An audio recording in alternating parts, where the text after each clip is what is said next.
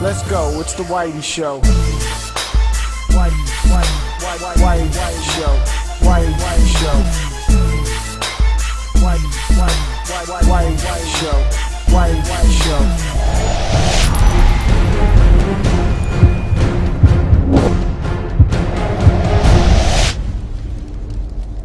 XCom really doesn't have a big story. It doesn't have a deep story, no. The story is aliens are trying to, well, fuck up our planet in the most blunt way I can put it. And you have to make a crew of soldiers to take them down. And it's simple enough. However, I feel the story comes from personal experience. Kind of like Fallout or Skyrim, you are creating the story around you.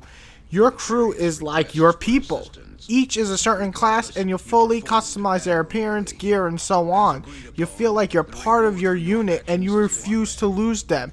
With each and every step you take on the battlefield, it could be their last one. If they get killed in that game, they are gone forever. You feel like you actually want to keep these characters alive. And that's something to actually admire in a game. Because usually when an AI character dies, you're like, whatever. And in this game, you don't want to lose it. Well, there's not a huge focus on the story. There's a huge focus on wanting your team to win and create your story and save Earth. I mean, that's pretty much awesome to have your own personal story, if you ask me.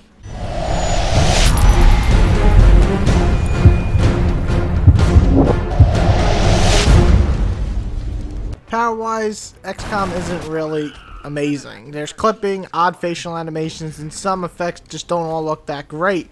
However, putting that aside, a cool amount of customization, some great area effects like destructible buildings and fire effects, and some badass death animations on top of having a very solid art design make this game highly enjoyable to look at. I have no real faults with the graphics. They look great for a strategy type game.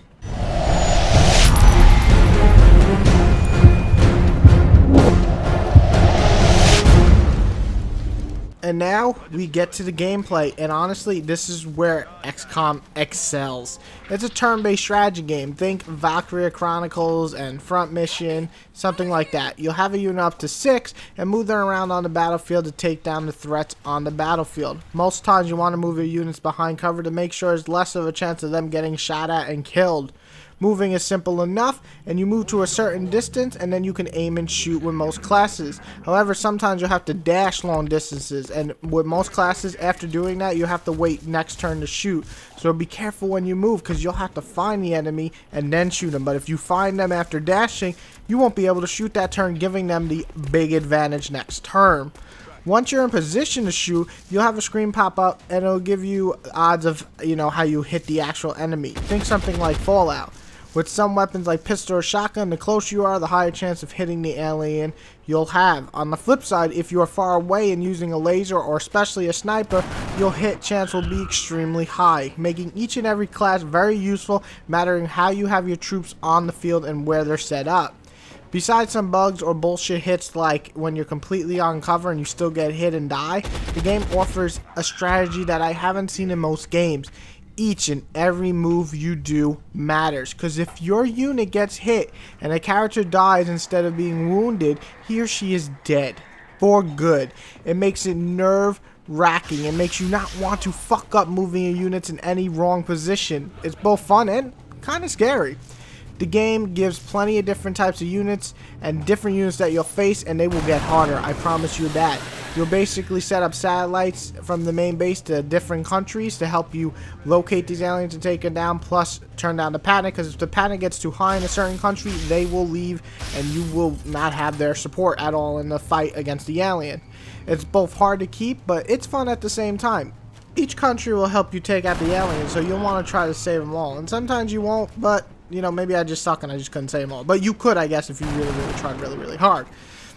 Building new weapons and armors helps, so make sure you spread your weapons and armor to all your units. Killing certain aliens will give you new material to create new things, so even going on easy missions just to collect stuff is still fun. There's also online play, but I never got a chance to play because I love the single player so much. It's hours upon hours of fighting the invasion, and it's so damn fun.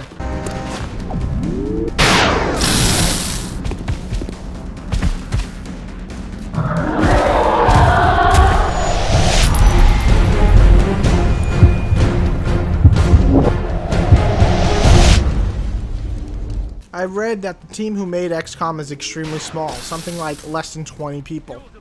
So if they're watching this review for some odd reason, any of those people who made XCOM, let me make it clear. I love the shit out of your game. Loved it.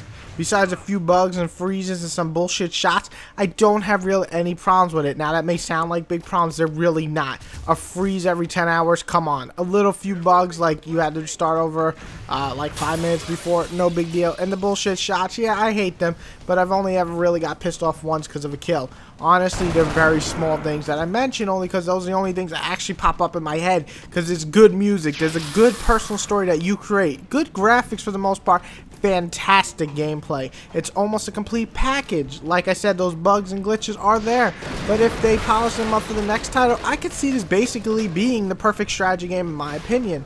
I give it a 9.5, and I think it's one of the best surprises this year alongside Transformers. Both titles are scoring almost perfect 10s because for their genre, they've done amazing and excelled my expectations by a huge margin. Few problems aside, XCOM is worth every fucking penny, so go pick it up because it's one of the best games this year. 9.5.